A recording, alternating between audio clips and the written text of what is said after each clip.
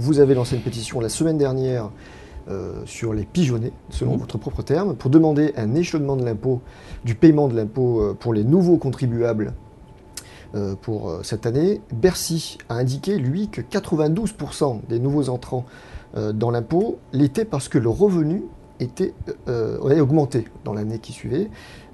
Et en plus, avec la revalorisation de la décote, selon les arguments de Bercy, les plus modestes seront épargnés. Est-ce que votre pétition a un vrai sens? On peut revenir en arrière, j'explique.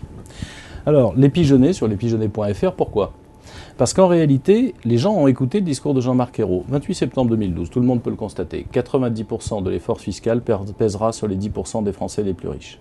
Il se trouve que vous avez 1 million de familles, au moins, débat entre 900 000 et 1,6 million. 40 000 selon Bercy. 900 000 et 1,6 million, grosso modo 1 million de familles, qui viennent de recevoir des feuilles d'impôt. Jusqu'à l'an dernier, elles étaient considérées comme trop pauvres pour payer les impôts.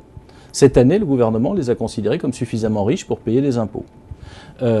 Ces gens-là ne pouvaient pas savoir en début d'année. Mais ça, c'est le gel du barème qui est décidé par le gouvernement précédent. Pardon? Qui a voté le budget à la fin 2012? Non, mais comment est-ce qu'un journaliste attentif, excusez-moi, comment est-ce qu'un journaliste attentif comme vous à la vie du Parlement pouvait dire que c'est la majorité précédente qui a décidé de ce gel du barème?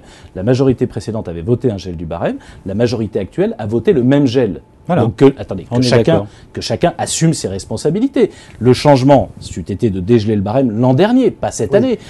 Vous expliquez aux gens qui vont payer des impôts cette année que l'an prochain on va leur dégeler le barème, ça tombe bien, ils sont déjà rentrés dans l'impôt, ils n'en ressortiront pas. Il faut arrêter de se foutre du monde à un moment donné et être dans la vie réelle. Pardon, même pour les observateurs politiques, il ne faut pas reprendre ce que le gouvernement nous raconte.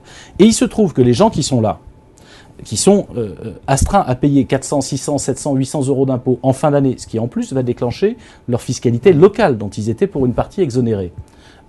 Et la redevance télé. Et la redevance télé, c'est une avalanche d'impôts qui leur tombe dessus en fin d'année. Le gouvernement, les députés socialistes qui veulent faire croire que c'était pas eux, ont voté ça malgré tout, ont imposé ces gens qui ont considéré comme trop pauvres jusqu'à présent. Très bien, je ne rentre pas dans cette polémique, je peux en discuter, mais ce n'est pas ça qui m'intéresse. Il y a une urgence sociale. Vous avez des gens qui avaient jusqu'à aujourd'hui, pour payer, en l'occurrence, les impôts en question. Et quand ils n'ont pas les moyens de payer, ce qui est le cas de la plupart d'entre eux, puisque ce sont des familles très modestes, ils n'ont pas pu prévoir, comme vous et moi, au mois de janvier, au mois de février, au mois de mars, de mettre de l'argent de côté pour payer l'impôt. Ils ne savaient pas qu'ils allaient être imposés. Je demande donc une chose simple au Premier ministre, qui ne coûte rien à la France, qui ne coûte rien au gouvernement.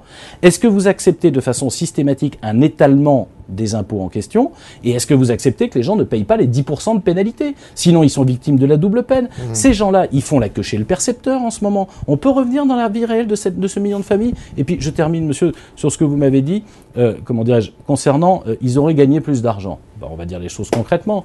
Monsieur Cazeneuve, par exemple, il y a beaucoup de retraités. Bercy, Pardon, il y a beaucoup. Oui, d'abord, je demande d'avoir des chiffres et à vérifier parce que je n'ai pas confiance dans monsieur Cazeneuve, dans les chiffres qu'il avance. Mais deuxième chose, pardon de vous le dire, les gens ont gagné 50, 60 ou 100 euros de plus. Ça fait partie des 91. Et ils reçoivent 400, 500, 600 euros d'impôts en plus. On trouve que c'est juste, c'est équitable. Pardon, comment disait le Premier ministre? Le redressement dans la justice? Je ne suis pas très sûr que ces gens-là ont senti la justice. Qu'il s'agisse de Brignoles, parce que des retraités à Brignoles, vous en avez un paquet, et peut-être qu'ils sont venus aussi faire payer au gouvernement son hypocrisie et ses mensonges. Savez-vous combien vous avez de signatures pour votre pétition aujourd'hui? Non, je n'ai pas regardé avant de venir, je suis désolé. Mais j'invite les gens. Il y a d'ailleurs les gens concernés.